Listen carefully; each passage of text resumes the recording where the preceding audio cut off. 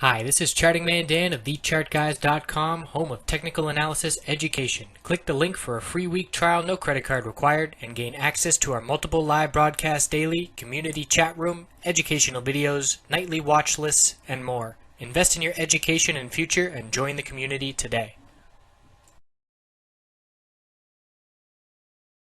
Hey everyone, hope you had a wonderful Friday. Looking at the silver charts here, we're looking at SLV on the daily and weekly, then we'll check in on silver on some shorter term time frames. Turn that volume down. So we've got silver in a tightening pattern over the past month. We've got our lower highs, we've got our higher lows. Gold is in a fairly similar pattern. We've got, this looks a lot like the NUGT chart for the senior miners, but either way, pretty disappointing day and a big fake out day. Big bullish start and lots of filling the gap and trap, bears jumping all over it. And you look down here and you see this nice big green volume bar. You look at the candle action and say, nope, that was all the bears. So we're on the verge of a bearish MACD cross. We're staying in this tightening pattern. If we were to pull back and break 1796, 1774, then you're worried as a bull because that's breaking that key support line.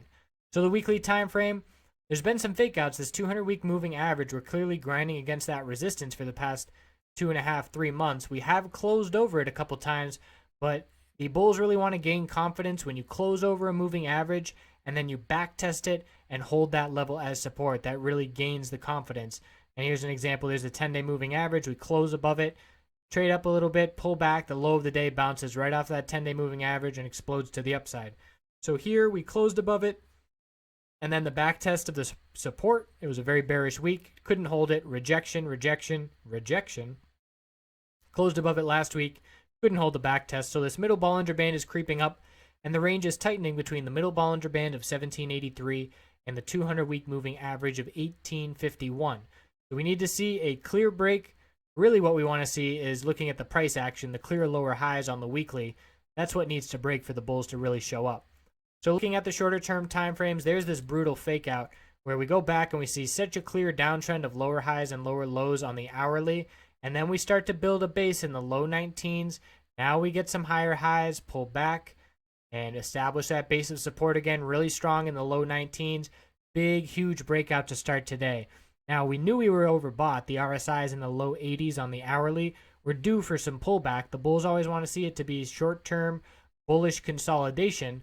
But by the second candlestick, it was very clear that that's not what was going on.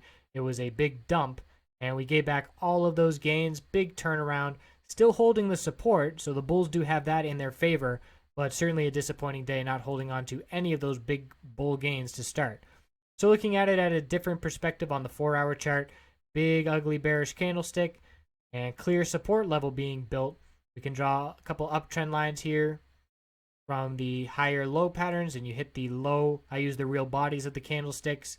Some people use the wicks. There's no right or wrong, as long as you stay consistent. You don't want to be hitting both. So I went to the real bodies of these after I started with the real body back here, and then it hit all these lower wicks, and it's still holding a support. That's a key support level to watch on the 4-hour chart, and we're nowhere near these resistances, but you could do the same thing here on the lower high that was hit. And eventually those levels will tighten up. But as of right now, it's all about the support. So I appreciate you watching. I hope you have a great weekend. And I will see you at some point in the future.